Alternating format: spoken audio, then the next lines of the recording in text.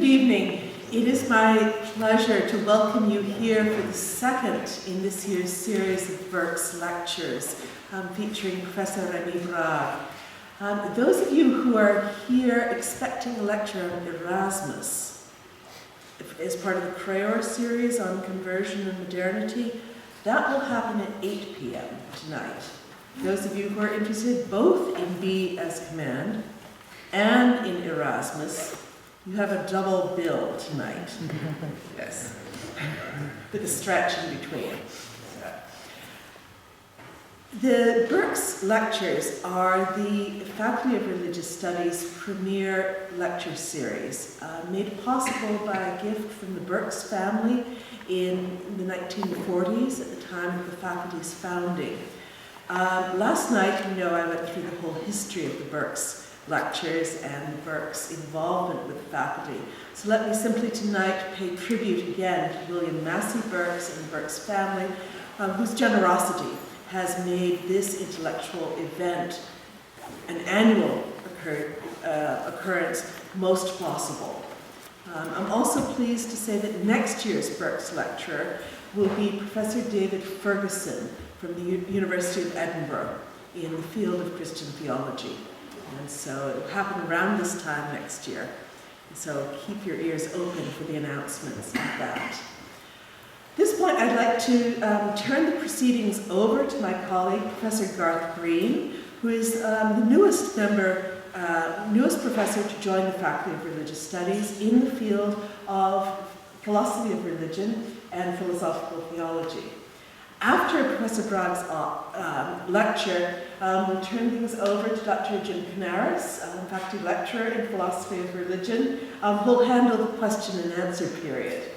And I'm grateful to both of them and to Professor Gail Fias for their leadership in organizing this year's Birks lecture series. So, Garth.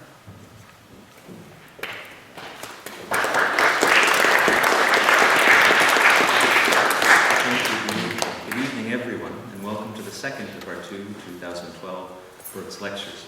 Whereas the lecture last night was entitled The Question That Atheism Cannot Answer, the title of our lecture this evening is B as Command. Our Birks lecturer for 2012 and our speaker this evening, Professor Rémi Brague, is Emeritus Professor of Medieval and Arabic Philosophy at the Sorbonne, where he was also Director of the Center for Research in the Tradition of Classical Thought. He also holds the Romano Guardini Lehrstuhl, or chair, in the philosophy of European religions at Munich.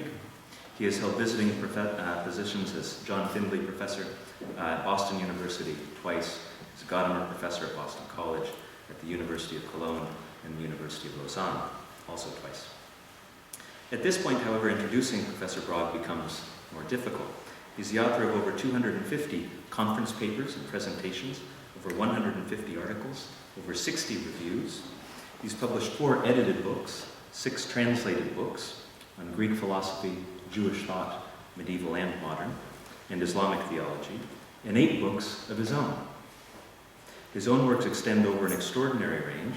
He's written on Plato's Meno, on the concept of time in Plato and Aristotle, on the concept of the world in Aristotle. He's written also on medieval Jewish, Christian, and Islamic theology, and on the relations between them. Most recently, he has written Eccentric Culture, a Theory of Western Civilization, on the concept and character of Europe. It is translated into 17 languages. He has written also The Wisdom of the World, which offers the history of cosmological thought, and The Law of God, which depicts differing conceptions of the divine law in Jewish, Islamic, and Christian traditions, their philosophical sources, and their political effects. He also depicts therein the modern and secularist uncoupling of human divine law and its effects. For this work, he's been honored by both the French National Center for Scientific Research, or CNRS.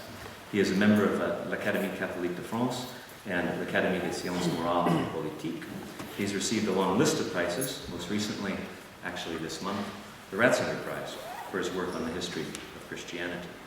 But rather to try and list or describe these works and accomplishments any further for you, I will simply extend a warm welcome to you, Professor Brague, on behalf of everyone here, to Montreal, to McGill University, to the Faculty of Religious Studies. We're grateful for your presence and for this second of your two 2012 Birks lectures. Be as command.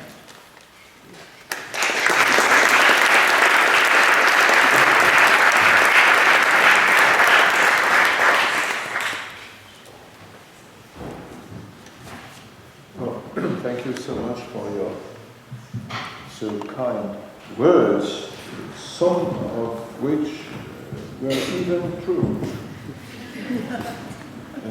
Maybe were exaggerated. In any case, well, ladies and gentlemen, yesterday I asked a question, or to be precise, I observed that there is a philosophical and religious stance that is not able to answer a certain question. And today I won't answer it myself, but I simply like to help you read or reread a most classical passage of the Bible, the first chapter, as a matter of fact, a chapter that contains an implicit and even explicit but indirect answer to the question about the legitimacy of the human. We remember that at the end of the first narrative of creation, God says, "This is very good." Very good. And among the created beings, man has sort of pride of place. Perhaps human pride gives man this place. So, an answer to the question that I tried to formulate yesterday is to be found in this first narrative of creation, but we have to elicit it from the narrative. And in order to do that, well, let me first add a rider. I am no fundamentalist. I don't claim that we should take over from the Bible such as it is an answer, as if the Bible was there for it to answer our naive question. It's rather there in order to change our questions into more intelligent questions.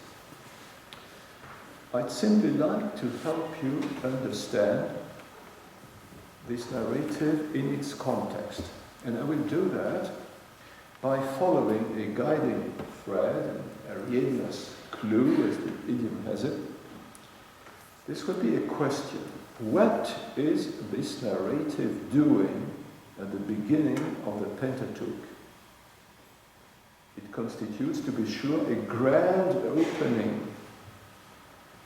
Yet, if it is an overture, we are at great pains to find again the themes in what follows.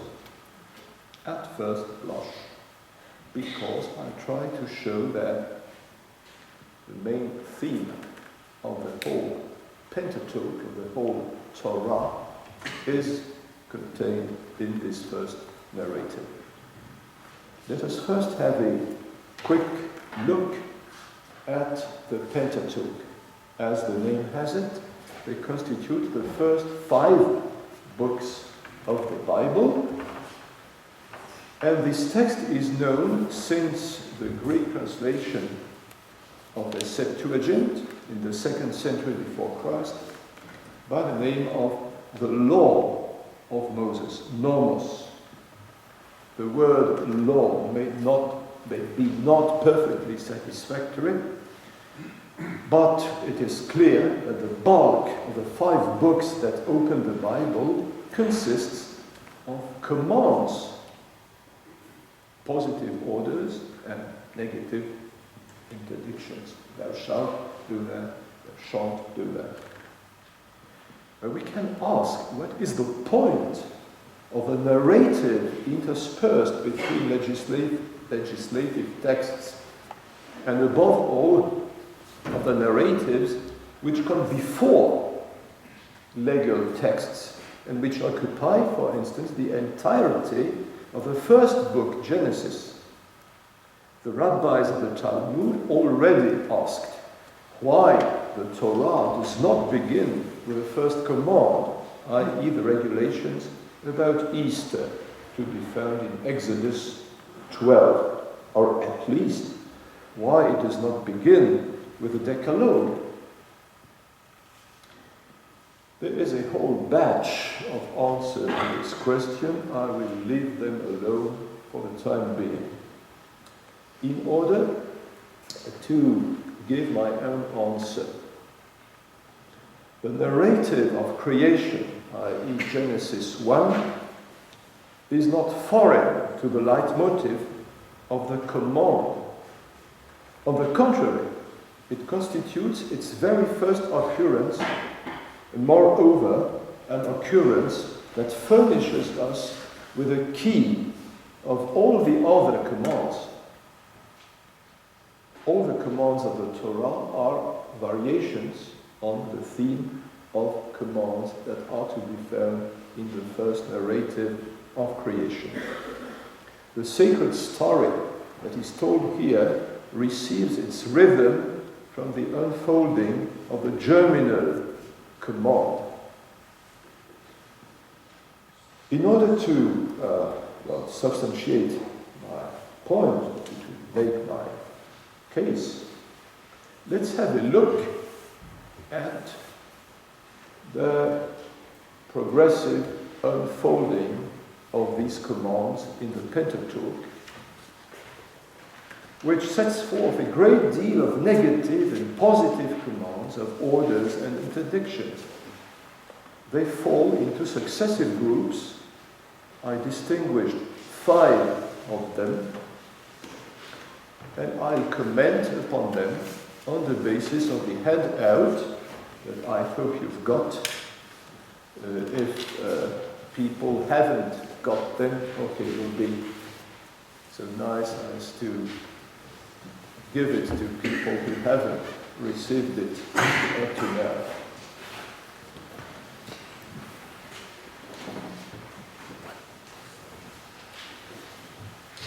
Well, I distinguish, as I told you, 5 broad sides of commands. And I comment the structure of the Torah, I mean the structure of the 5 successive series of commands, by beginning with the fullest form of the Pentateuch, i.e. the Pentateuch, such as we read it right now. I know full well that the order of composition, the order of writing of this text does not coincide with our present-day order of reading. And in particular, the first narrative of creation is most probably later than the second one, with the story of the fall, the temptation of the apple, the snake, okay, everybody knows that, and the fall. But I will take the Torah such as it is, and I try to uncover the order that makes it understandable for us from the point of view of my question. Let's begin with the right-hand column, the 613 commands of the present-day Torah. Those commands fall into the 4 last books of the Pentateuch, which contain injunctions and interdictions from Exodus 12:2. According to some sages, the number of the commands hints to a will of completeness. There are 365 interdictions, one for each day of the year, and 248 positive commands, one for each organ of the human body, according to some ancient medicine. There were 248 organs.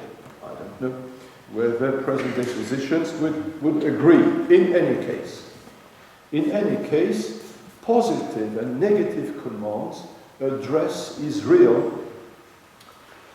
living, so to speak, a normal life. Israel as a nation established on a soil that it tills, living under the authority of a king and offering sacrifices at the temple.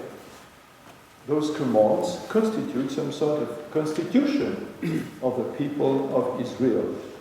Later on, they constituted a chart of the Jewish people once it had been dispersed and deprived of the other tokens of its identity, i.e. the country, the language, the king, and the temple.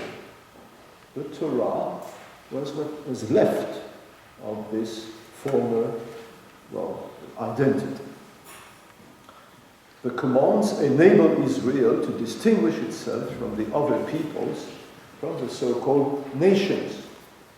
They built around it some sort of wall that even before the destruction of the temple replaced the lost state boundaries.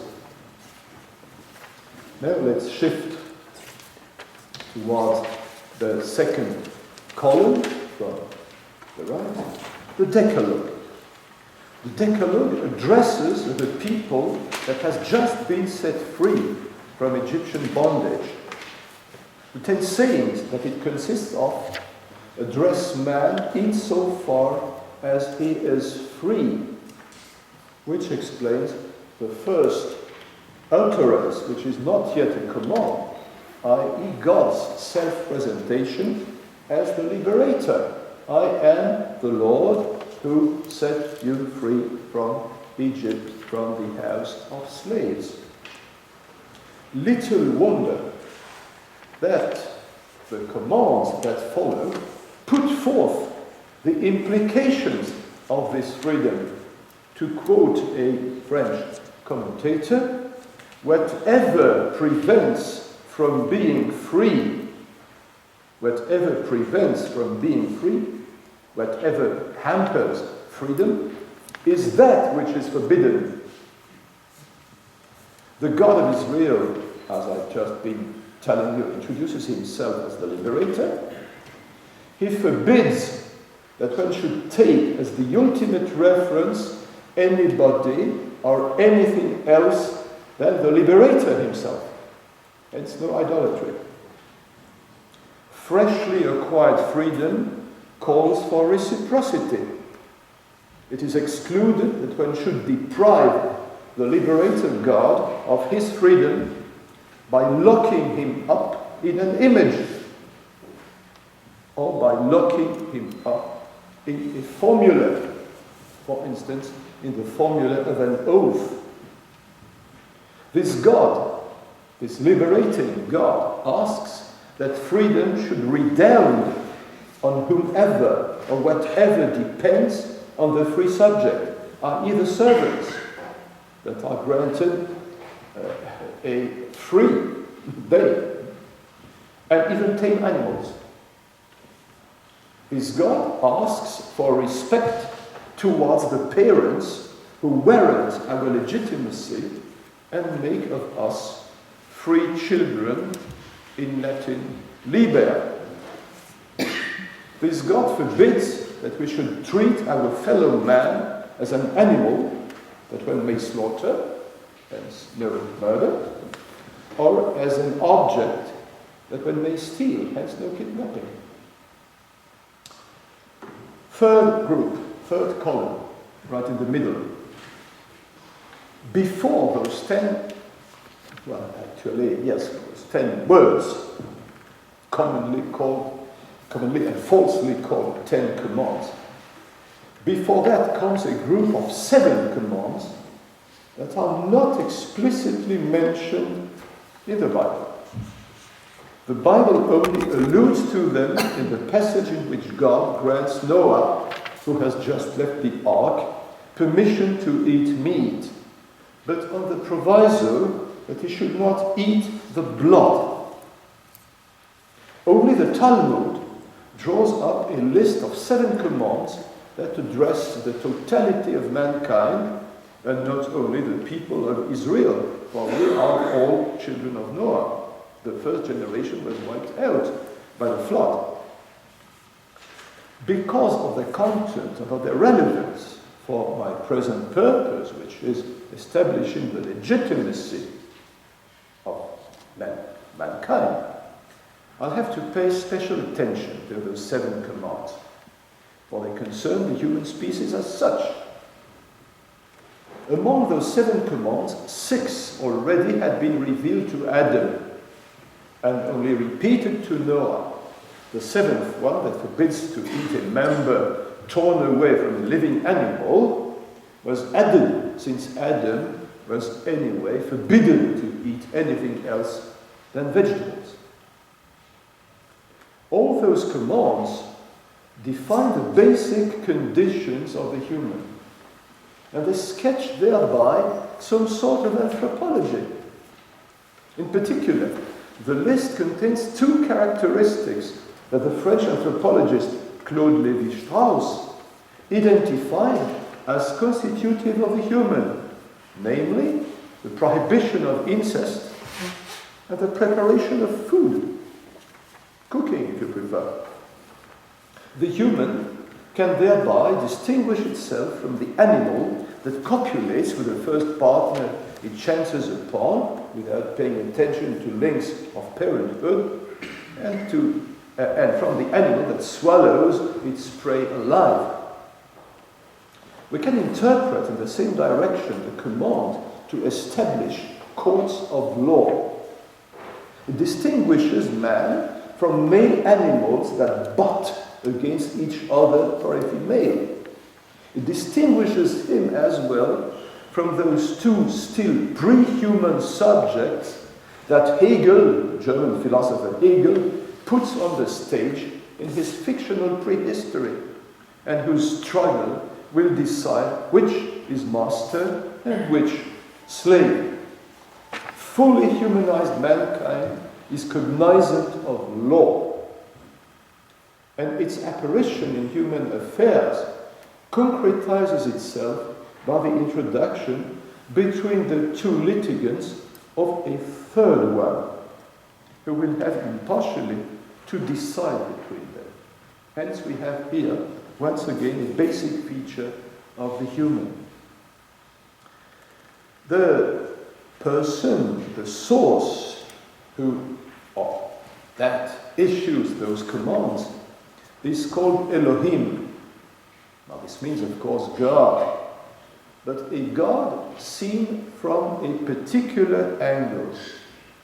Not the historical God, whose name, the Lord, explains itself as the warrant that he will be who he will be all along the adventure that he begins with his people.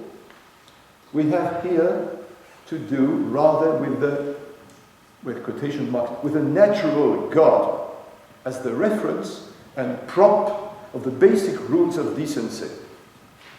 The God whose fear Abraham did not expect to find among the Amalekites, so that they wouldn't have respected his marriage in Genesis 20. Or again, this is the God whom the fool negates in his heart, according to Psalm 14. You'll have observed that I didn't include in my list of the successive spurts of commands all the imperatives that occur in Genesis between the first narrative of creation and Noah's leaving the ark, or beyond this in the story of the patriarchs. For they are orders given to singular individuals, like Abraham or Moses, not commands of universal value. To be sure, in the second narrative of creation, in Genesis 2, Adam designates man in general more than a singular person. But I understand the injunction addressed to him not to eat the fruit of the tree of knowledge of good and evil, not as an interdiction followed by the menace of reprisals, but as a warning against the consequences of a dangerous action. And for this reason, it's not in my list of commands. In the text, let's shift to the fourth, we begin from the right side. In the text that I comment upon here more directly, i.e. the very beginning of Genesis, we find two groups of statements. The command to reproduce is given twice. God blesses the animals and says, soliloquizing in front of the dumb animals, be fruitful and multiply. Then he blesses the first human couple and issues a command of the same purport, but now he addresses people. He said, to them. He addresses people who can understand and fulfill the command. The command means that each living being has to respect the inner logics of its subsistence as a species which subsists only by sort of surfing on the individuals that are born and die. And at the same time, the slight addition, he told them, the slight addition that distinguishes the two sentences that otherwise are strictly parallel, discreetly points to the gap that separates things about which one speaks and person whom one addresses. Now, the very first command, left side of the handout, the very first command is hardly more than a quasi-command, for it is expressed by a simple imperative of the verb to be, which is itself the simplest of all, i.e. be. Technically speaking, we have here to do with what Hebrew grammar calls it a jasiv. And imperative, properly speaking, is here out of court, since there isn't yet anybody or anything to carry out the order. What is at the same time the content and the addressee still to come of this first command, is nothing else than light. And let there be light. It has to be, and together with it, the things that emit it, i.e. the heavenly vault as a lamp post, and the two luminaries that hang from it, two lamps, the big lamp and the smaller one. On purpose, sun and moon are not even named. That's an implicit critic leveled against the cult of the sun and especially of the moon. The moon that was the goddess of, the god, a male god, if I remember well, of the Babylonians. And people who wrote this first narrative were fresh immigrants who returned from Babylonian captivity. And they were familiar with the Babylonian religion and wanted to demote it by reducing the heavenly bodies to the status of mere instruments, lamps. But can we give an account of this affinity between light and being? How is it that the content of the command, let there be something, how is it that this is light and not something else? Perhaps we could find there a pre-philosophical way to assess an analogy between light and being, an analogy that later philosophy will bring out in conceptual language. For the light that enables us to see is itself invisible. It gives itself to be seen only indirectly on the surfaces that it illuminates and on which it reveals colors.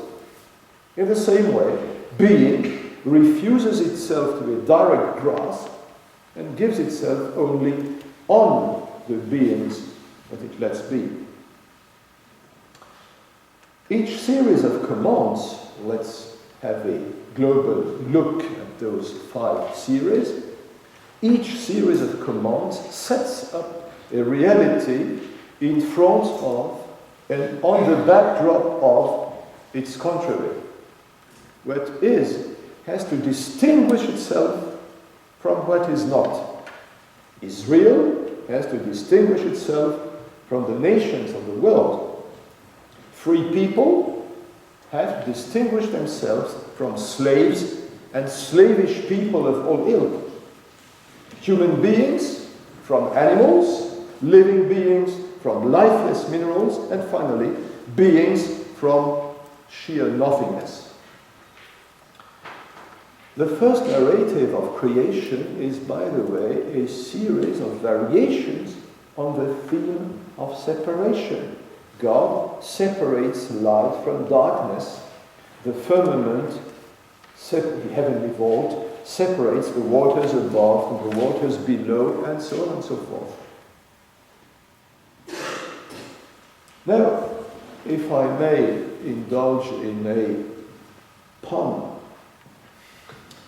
the underlying morals of this narrative is in morals of distinction, provided we take this term as well in its social meaning as in its most common sense.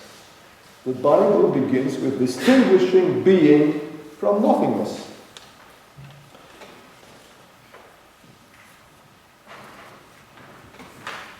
We may draw an important consequence as to the sanction attached to the non-respect of commands. For if it is true that the basic idea is distinguishing oneself from what one is not, then the sanction attached to the non-respect of commands consists in hardly anything else than in having to leave the realm of what one is, losing the characteristics that define it, and entering a determinate not. To cease being a Jew and to become a Goy, to cease being a free man and to become a slave, to cease being a human being and to become an animal, to cease being alive and to die, to cease existing tout court and to disappear. By this token, each group of commands has towards the group that receives a human group, that receives it, the function of a definition. Being Jewish means that one abides by the Torah. In the same way, being a free man living in a society means to abide by the 10 Commandments. Being a man, being a human being, means living according to the 7 commands given to Noah, and so on and so forth. And so we could say that the whole biblical so-called morals is aristocratic, which comes to the fore particularly vividly in the decalogue, with a smile. May indulge in smiles from time to time, not as a rule. With a smile, we could read the decalogue in an aristocratic key, as a portrait of the ideal gentleman. A well-born man doesn't bow to a painted or carved image. A gentleman doesn't tell fibs. A gentleman grants his valet a day off at the Shabbos. A gentleman has a vivid consciousness of the respect his lineage deserves and frequently visits the gallery of ancestors in his castle. father and mother. A gentleman doesn't dabble in dirty business like killing, betraying one's wife, or shoplifting. A gentleman doesn't stoop to ogle at what other people possess, the last command against envy. But it happened, by the way, that this aristocratic dimension of the Torah was reflected. So, for instance, in the famous formula of Rabbi Yoshua ben Levi that may be directed against a certain understanding of St. Paul's message, i.e., there is no free man, which means no well-born man, ben chorim. There's no noble man except who sticks to the Torah. This morals is not in the imperative mode like Kant's ethics, nor is it in the optative, to quote the elegant formula of a French historian of philosophy who wanted to describe in that way Greek morals and pagan Greek morals. This morals is plainly in the indicative. Social equivalents in the world of men of these biblical morals are in the indicative too. A gentleman doesn't cheat at cards, and not a gentleman should not cheat. This is a description, not an injunction. To contravene to the rule, what is vulgarly called to sin, is in fact to derogate, to lose the quality which one was called to partake in, or that one could claim, which makes, by the way, the formula tautological. One recognizes a gentleman by his refusal to do certain things. Whoever stoops to do that turns out not to be what he or she imagined to be. In an ethics of that kind, the imperative, if it appears, is subservient to the indicative. It does not aim at more than a mere call to order in both meanings of this last word, and the social meaning belong to an order. Let's now have a look at the very first command.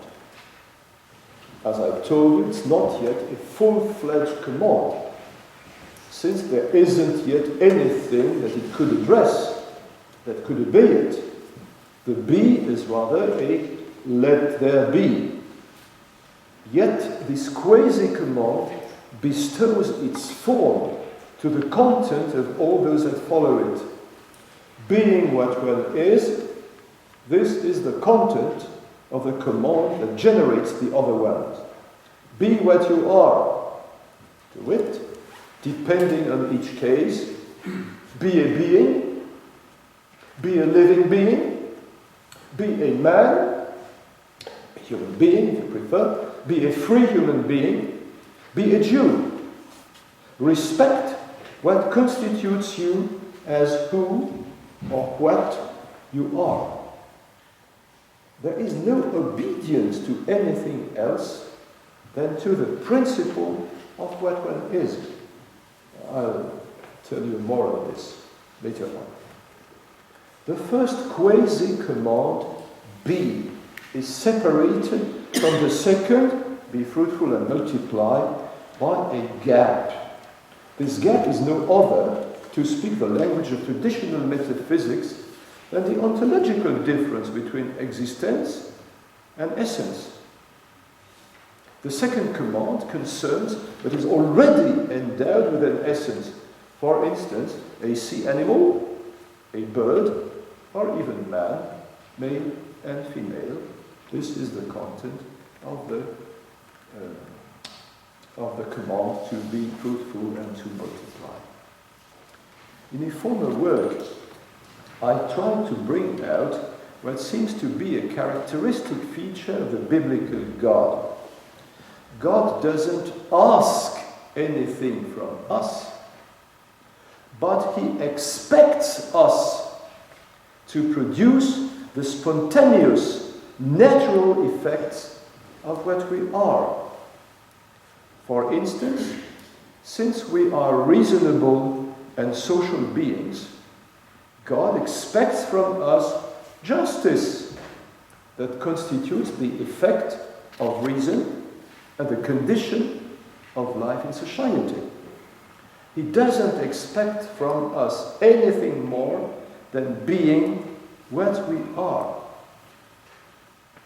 All the commands, well, if this is true, all the commands boil down to one, which they are the small change of, or if you prefer another image, the refractions that vary according to the medium they go through.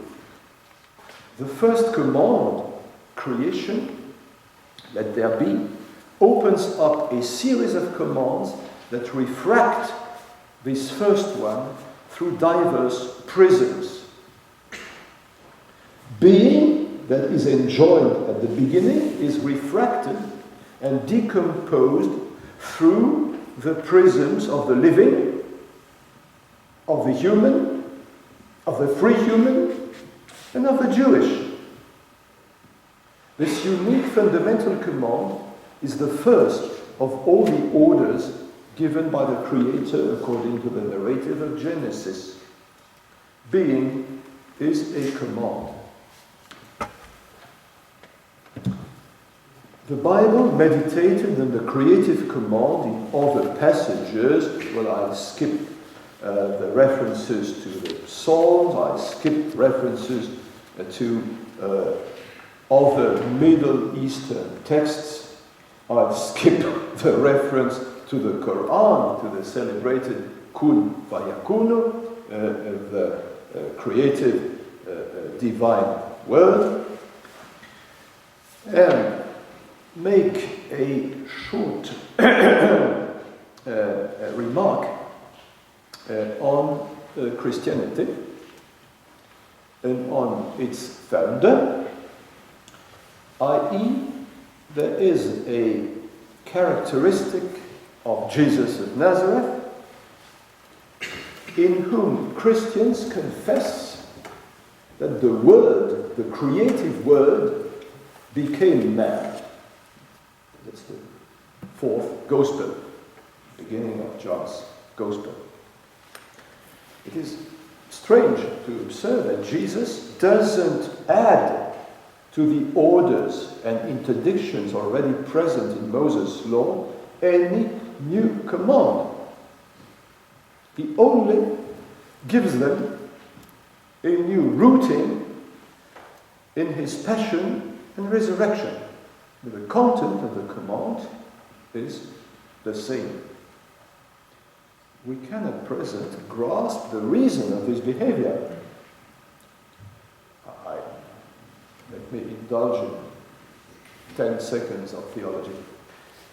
The reason is nothing less than the fact that the creative command that Jesus personifies, the French says to incarnate in such a context, when a player is said to incarnate a character in a play.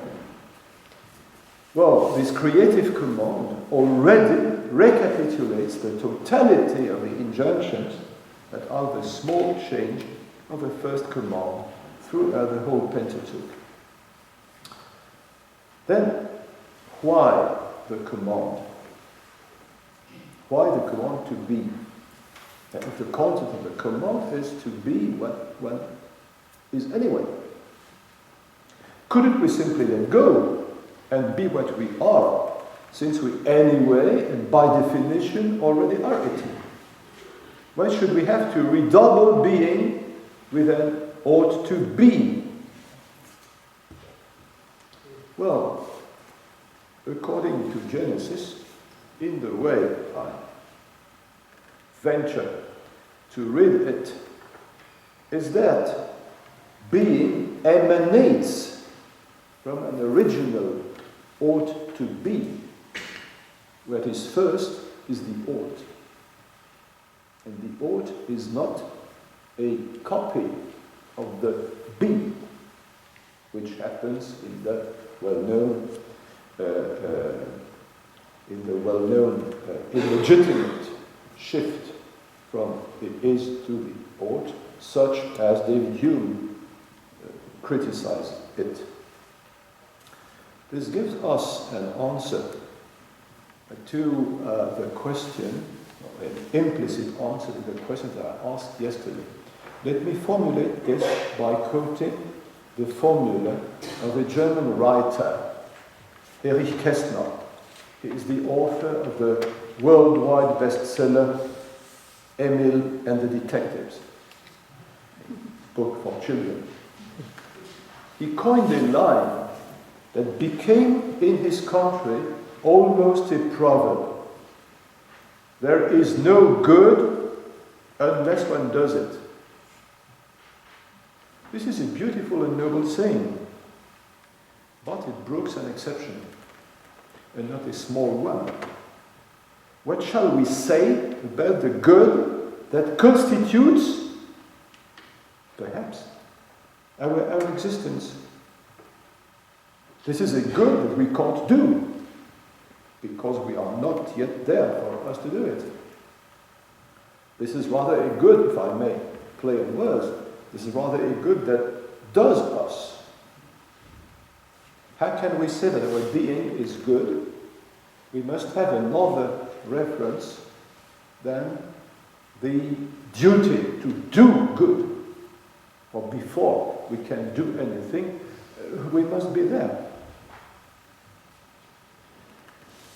Being must become the object of a command, because being is not what we want, and being has to be enjoined to us. We want to be sure to go on living, because going on to do something is a form of inertia that is of death. Nietzsche had a glimpse of that in his critique of the idea of a will to live that he had found in Schopenhauer, that he discards in favor of his own concept of a will to power. The desire of a life which is already ours is in its bottom the desire of death, not the wish to die, to be sure, the desire to be dead. Freud saw that very clearly when he introduced the idea of the death instinct.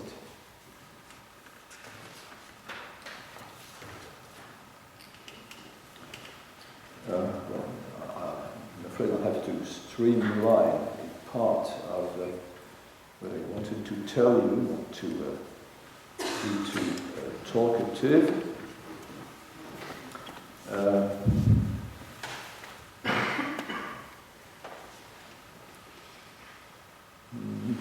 Well, there is a problem that has been occupying the reflection of philosophers of religion since Plato.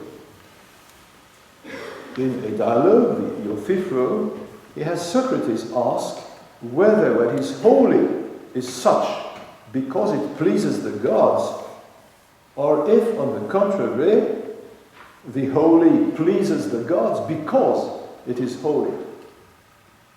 The problem was asked again in a changed form in Judaism, Christianity, and Islam in the Middle Ages. Is the good good because God commands it? Or does God command the good because it is good? The thinkers of mainstream Kalam in Islam and in Christendom, some extreme nominalists, answer that God decides in a sovereign and arbitrary way of what is good and makes it compulsory. Other thinkers, in my opinion better inspired, answer that the good that God commands is no other than an aspect of God himself.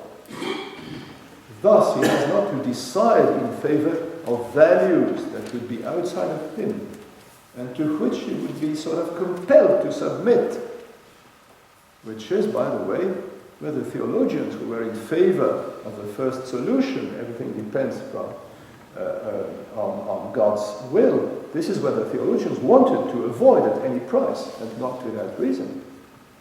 Those values are properties of God himself. They are not anything else than him. They are God, such as he is, to make use of the same image, such as he is refracted in the prism of our created understanding. In the case of a creative command, the alternative between good because object of the will or object of will because good vanishes. Both coincide. Finally, God doesn't command anything else than what he is. His own name, I am. He will tell Israel, I am sent me. This denomination is closely linked to the kind of discourse that will be put into the mouth of the one who has just introduced himself, i.e. the commands of the decalogue. The name I am gives the key in which all the commands still to come will have to be read. By this token, the fulfillment of any command whatsoever is in itself an imitation of God. The imitation of God consists not in doing, but in being. From this point of view, it would be apposite to cast a glance at a concept out of which one often makes the hermeneutical key in our understanding of the New Testament, the concept of obedience of faith. Well, it is in St. Paul, and it becomes the very center of Christianity for some theologians.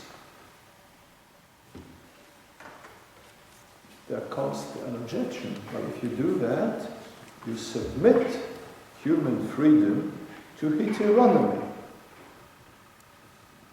Human freedom has to give up, has to surrender in front of the command that comes from the outside. In fact, to repeat, the command be comes earlier than do or don't do. The authentic command, do, in contradistinction to the simple requirement to comply, the real command do is only the small change of the original command be, which means, well, this command means heed the conditions of your being, be conformed to what you are, become what you are, was already in Pindar and was taken up later on by the classical scholar Nietzsche. In Pindar, the Greek poet advised the tyrant Hiero and told him, become such as what I tell you that you are, which means be equal to the qualities that I reveal in you. You were not conscious of your possessing those qualities. I have to teach you those qualities, and then you have to live up to them. In this case, in the Bible, what is at stake are not only accidental qualities that can be acquired, virtues, for instance. What is at stake is the very essence of what is. And this very essence of what is what we have to be, so that all the commands boil down to be. When one begins to understand something about the meaning of the law, of biblical law, when one recapitulates all its commands that are expressed in do and don't into the unique command be, a command that is pregnant with all the other ones, that lets him ooze out of itself, depending on the circumstances. Once one has taken this point of view, this will be my conclusion, autonomy and heteronomy, to quote the classical distinction made by Kant and harped upon by many people after him.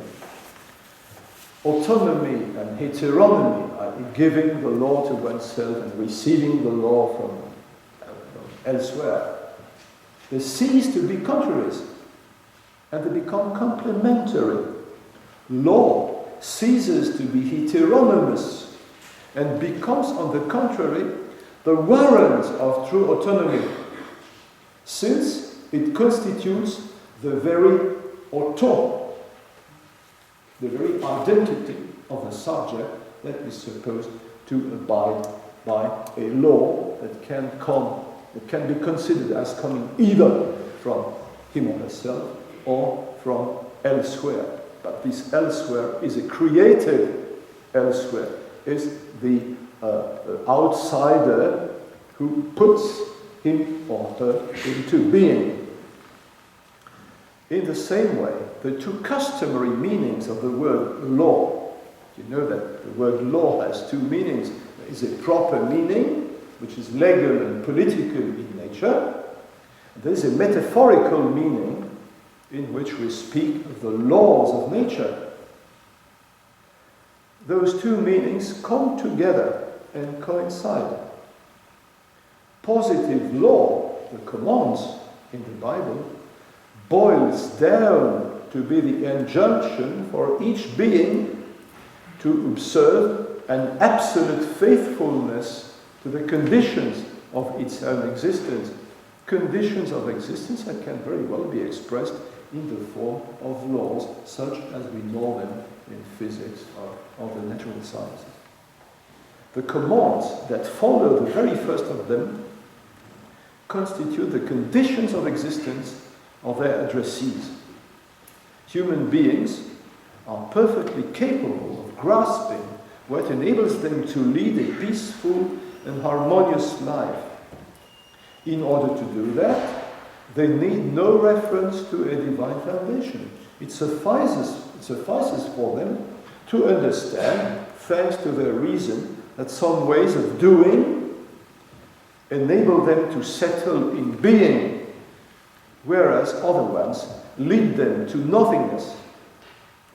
Yet, we thereby remain with a merely hypothetical imperative.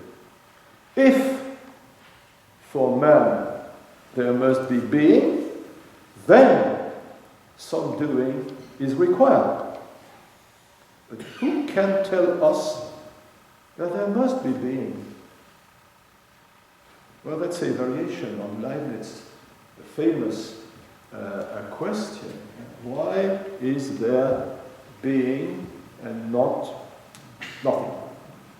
My question is, why should there be? Why the heck should there be being? Do we really have to be? Well, the answer is necessarily hypothetical. If there must be being, then some doing is required. If you want to be an animal, you'll have to reproduce. If you want to be a man, you'll have to be endowed with the characteristics that define humanity, i.e. the 7 commands. If you want to be a free man, then you'll have to abide by the regulations of the decalogue. If you want to be a Jew, then you'll have to abide by the 613 laws, commands in Moses' law. But there is a if at the beginning. Who can tell us that there must be being? Who can tell us in particular that it is good that we human beings should be there, that they were present, that they were possessing the characteristics that make men out of us, that all this is legitimate. Who else than God? Thank you so much.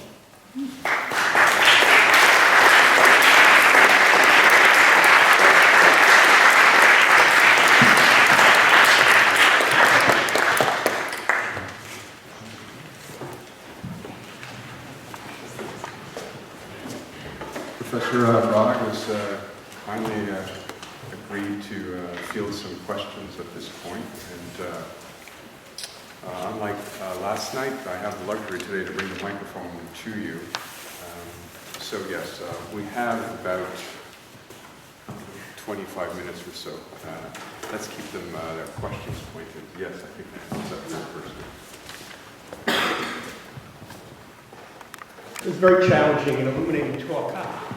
I have problems with these attempts to find large-scale structures in the Bible.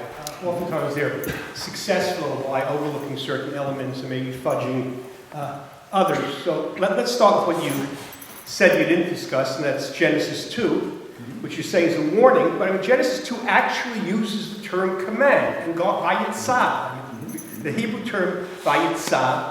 And so to say that's a warning doesn't seem to be validated by the verb. The other problem which Genesis 2 poses to your fundamental thesis is because Genesis 1, the God telling Adam to be fruitful and multiplies in accordance with, as I say, with your natural urge. Genesis 2, you can eat from every fruit. That's the natural thing, but you can't eat. So this seems to actually be a curb on man's natural urge. So that's in terms of what you didn't discuss. In terms of what you did discuss, you spoke about Noah. Now here, methodologically, it's somewhat problematic because you interpreted the Noah story in light of the Talmud about the 7 commandments, and I'm not quite sure what justifies you doing that and not looking at the story itself, which doesn't have a term command. It focus anyway. Doesn't have about courts of law, etc., etc. In terms of Exodus 20, you spoke about freedom, which actually seems to be more in terms of the decalogue in Deuteronomy, which actually speaks about the exodus from Egypt as a reason for the Sabbath, as opposed to the Exodus, where it's creation in terms of the Sabbath. And finally, in terms of your fundamental point, which last and most important, in terms of Genesis 1, I understand light, but I don't see, in terms of light as being seems to be very unbiblical. Light is not opposed to nothingness, as opposed to darkness. Now, God sees the light, and it is good. So presumably darkness is not good. But to say it's not good and non-being, I don't really see where you have the starting point. So the fundamental assumption that the first basic command is being, I don't really see what the biblical base for it is. Okay, well, there are many questions in that. Well, first of all, the interpretation of the injunction, let's choose a vague word, given to the first man not to eat of the fruit of the tree of the knowledge of good and evil. Well, I'm not the first one who interprets the passage as being a warning, followed by the indication of the consequences. This is to be found, if I'm not mistaken, in Spinoza. This is to be found in Maimonides, and perhaps in some Christian church fathers, whose names I forgot. I mean, I'm not an isolated crag who imagines things, you know. I could substantiate this by authorities, but authority is no argument. We are a philosopher of sorts, and I pay little attention to that. What I find interesting is that this command, if this is a command, this is true. God says, God used the biblical writer uses twice the verb tzava in this context, which means, which is the very word that produced the word of art for command, mitzvah. But I guess we can interpret that in a rather vague sense. It's something you tell people to do or not to do without any claim to a universal value. Well, as a matter of fact, only the first Adam was concerned with this interdiction, or no other man could do that. The rest of the commands have a universal bearing, in my opinion. Now, this is why I tried to simply skip this episode. Well, if I could give you a broader overview of what I'm trying to do, I would introduce Genesis 2 into the whole picture by showing, for instance, that the first narrative of creation is simply a way to set the stage for further action. That's the opening up of a story, and perhaps even the opening up of history, generally meaning. And the way in which God condones what he has created means that everything is okay, and that the play can begin. Lights are okay, the curtain is okay, the stage is okay, the prompter is okay. Now the play will begin. The first narrative should not be interpreted as being the completion. That's not an end, that's a beginning. Well, not only because that's what's at the beginning of the Bible, because this makes possible a story in which evil won't be looked for in creation. Creation is okay and will witness the entrance of evil on the stage later on. This means that evil is to be looked for in action, in things that happen and not in things that are created. Even the big monsters of a deep sea are created. I mean, even those apparently, well, unpleasant creatures are good. They belong to the set of good things. Light. Well, I'm a philosopher. I'm trying to make philosophical sense of narratives in which there is not a single concept. Why shouldn't I do that? You can find conceptual equivalence or pre-conceptual equivalence, or pre-concepts, or I don't know how to name that, in other passages of the Bible. For instance, the concept of nature, which is the basic concept of philosophy, the concept which makes philosophy possible. The idea that things have properties that belong to them, that they do not receive from anywhere else, that they rest in themselves, that they have some sort of inner solidity. Well, this is in the very first narrative of creation, and the word for that is min. In Hebrew, min. The things that are created according to their species, or way, the ideas, differentiation. Okay.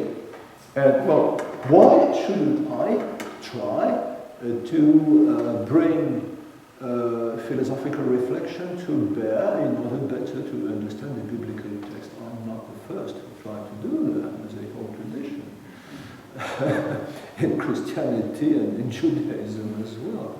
I don't know how you can quarrel with that. What you can quarrel is the justness or not of my interpretation. Okay, that's another kettle of fish. but as far as the method is concerned, I simply stick to it. And to come back to Genesis 2, the warning, we are interpreted in the same way as when we tell a child, don't put this metallic thing into the electric points, this is forbidden. A child couldn't understand things about electricity and things like that. We have to formulate as commands things that are, more properly speaking, warnings. If you do that, you'll burn your fingers. In the same way, if you eat this fruit, well, you'll have to die. Okay, well, there were many other things I've probably forgotten. You ask 10 questions. Thank you for another great lecture. My question comes with a very short preface that I'll try to go through very quickly. You gave the reference of this notion of tautology in describing these as the definition for these states, such as living, being human, being a free human, being an Israelite. And for example, what in essence, if someone doesn't know here what a tautology is, it's something that no matter, despite any value that you assign to its predicates, it will always evaluate to true, so that it has no choice but to be true. And in a sense, you did talk about that and refer to that by saying, if, for example, if something ought to have been, it would have been. In a sense, it's agreeing to this tautology that it has no choice but to conform with this state. And my problem and my eventual question is that if something has no choice, if this entire system of this Pentateuch was tautological, so by definition everything that would have been is, then this notion of command, and as you said, you tried to answer this issue with saying that it all does boil down to the command be. But from what I have been trained, at least academically, to understand that the notion of command is, as you just gave reference to when you tell a child, don't do this, it's a request to get them from one state to another, or in a sense it's a warning to not get them to a certain state. But if everything was tending towards what it was going to be, no matter what, in a tautological sense, what is the point of a command? Because you can't change them from a state to another state. So does that not nullify the entire essence of heaven and hell, command, and everything in this Pentateuch? Okay, well, as far as the word tautology is concerned, well, I must confess I used it in quite a loose meaning. Nothing to do with what logicians tell us about the tautological nature of logical truths. What I meant is simply that the content of the commands is, I try to harp upon that in different ways. Be faithful to what makes you possible. And for this reason, be what you are. At first blush, looks, hopelessly useless, since we anyway are what we are. And well, perhaps we should probe the depth of evil on this example. Do we really want to be what we are? Do we really want to want our own fulfillment? Do we really want to choose life? To quote this well-known passage at the end of Deuteronomy 30. If I may allow to myself a personal remembrance. When I first read this verse of Deuteronomy, quoted by somebody in an article, My first reaction was, that's preposterous. Choose life. Who would choose the contrary of life? Who would prefer death to life? Or perhaps in my own wordings, who would prefer not to be? Well, to be or not to be, that is a stupid question. No, not exactly. Well, as a grown-up person, well, I can understand that we don't always really want to be. There is something that wants in us our destruction. We have to thwart, we have to resist this tendency. And this might be, a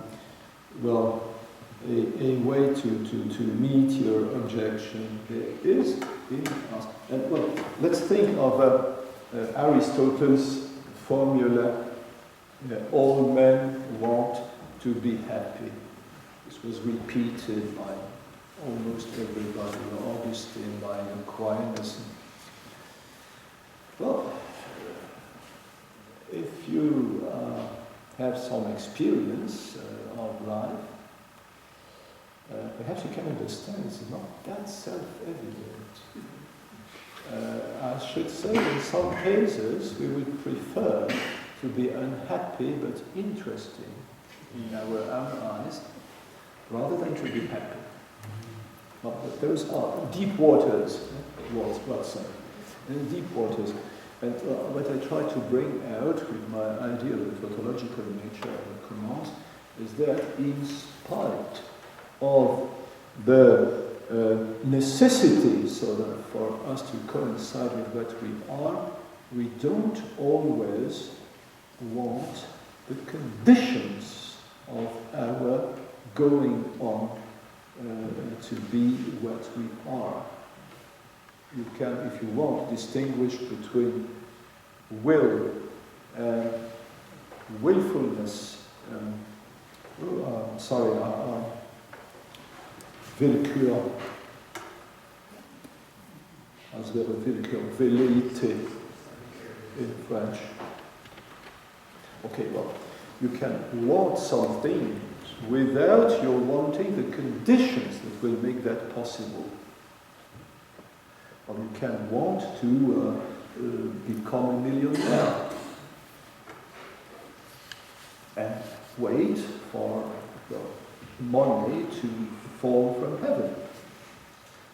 You can want to get rich by working. In this case, you will want the conditions that will make this wealth possible.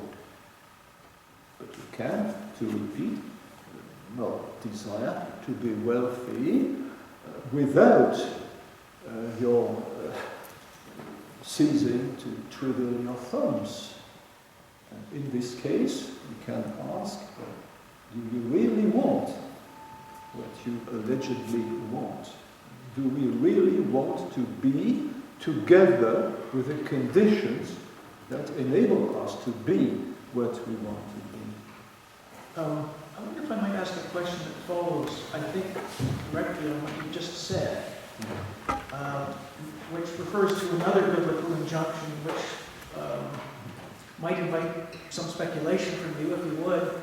Be perfect as your Father in heaven is perfect. Mm-hmm. This is another injunction, and I wonder whether it might extend the logic of your table, and whether you have something to say about that, please. Well, I must confess that I never thought of, well, of course I knew the verse, but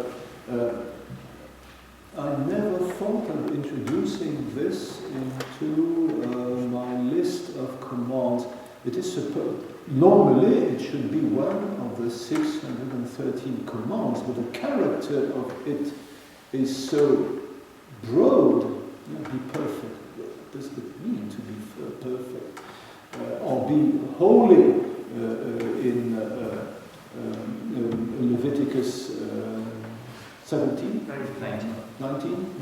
Okay. That's the beginning of the Torah Kohanim. Be as holy as God is holy. What is the real purpose of that? I honestly speaking don't know.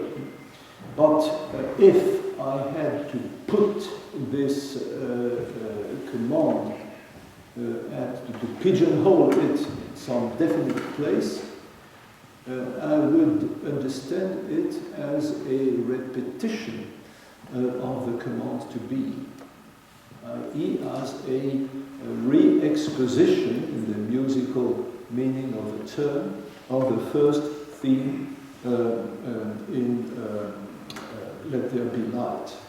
To be perfect, to be perfectly what one is. But that's, by the way, a New Testament reinterpretation of the injunction to be holy. And what to be holy means, well, that's quite another story. Did you mean repetition in the sense of a return, a recapitulation, a ready to? Sort of, perhaps a way to reactualize something that is already present, that has to be brought back to memory when a new set of commands is about to be given, i.e. rules. That's the keynote of the regulations on, sacredness, holiness. All things are not that clear. Is this a moral holiness? Is this some sort of sacred state of purity and things? I don't know exactly. I'm afraid we only have time for one more question. Sure. Thank you very much for a very interesting talk. I'd like to hear a bit more about autonomy. Because we hear more and more about autonomy, and it's very easy to understand it in a way where there is no attachment to any law. And I don't know if you know that we are immersed here in Quebec with a debate on euthanasia, and the number one principle to defend the principle of euthanasia is the concept of autonomy, which definitely would not be the same definition that you would give of autonomy. So could you tell us more how do you conceive autonomy with the idea of to be? Okay, well, thank you so much for quite a good question.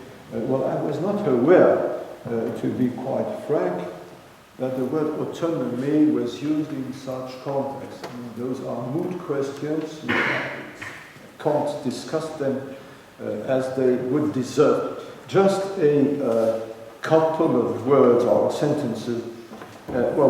Autonomy is a concept that was introduced into philosophy, into moral philosophy. It was first of all a political concept. It means that it meant in ancient Greece, more precisely in the Hellenistic world, that a city depended on another one, was submitted, for instance, to the Roman Empire, but was allowed to keep its own inner rules.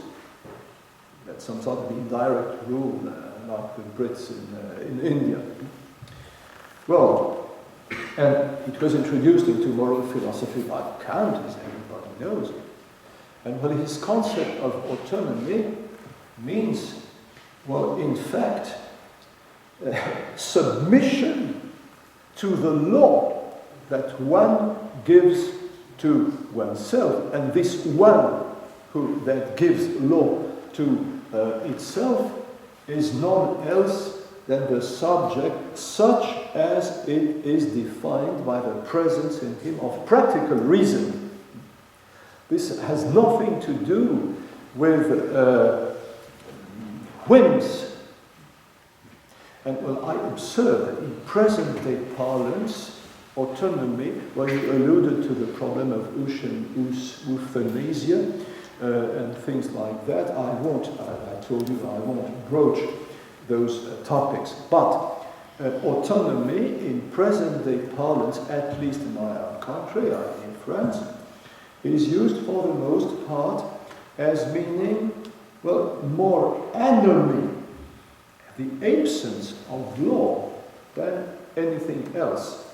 For if autonomy boils down to be the license to submit to whatever comes into your mind, including the most stupid things, then what's the worth of such an autonomy?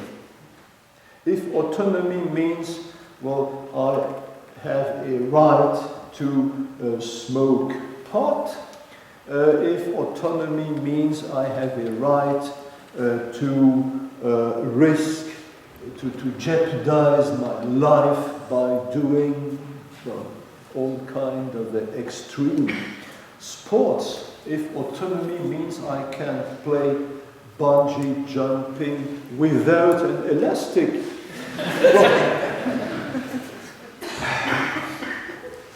well, I should say, well, there's a very nice American expression for that. That's a free country. When people plan to do something quite foolish, we say, well, it's a free country. Do that. Well, if autonomy means only that, well, fuck autonomy.